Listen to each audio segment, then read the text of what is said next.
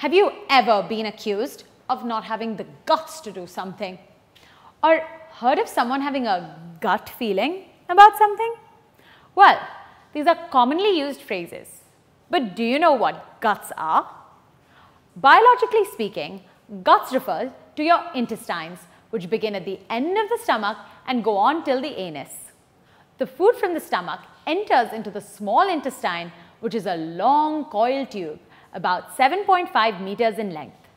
Although called the small intestine, it's actually longer than the large intestine. The liver is a reddish-brown gland located in the upper part of the abdomen on the right side. It secretes bile juice, which is stored in the gallbladder and which helps digest fats. The pancreas is a cream-colored gland located just below the stomach.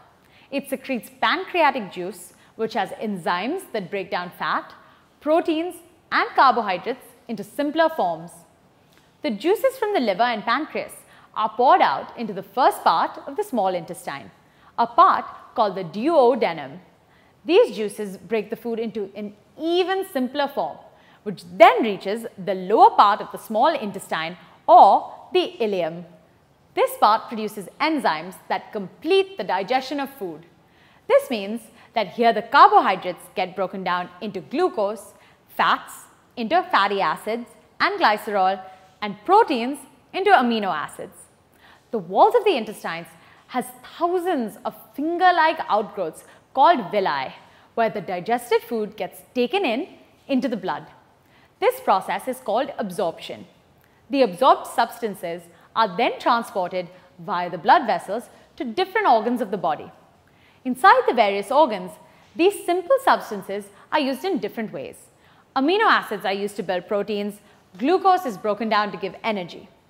This process, in which the digested food molecules are used by the body, is called assimilation. Although most of the food gets digested and absorbed, some food remains undigested. This undigested part of the food is sent to the large intestine. The large intestine is called that because it is broader than the small intestine. It absorbs the last traces of water and some salts, and the remaining waste matter is stored in the last part of the large intestine, the rectum.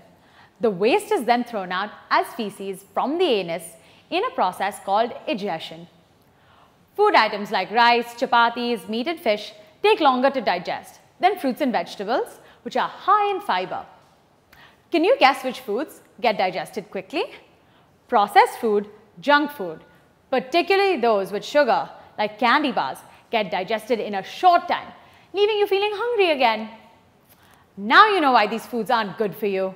We tend to overeat them.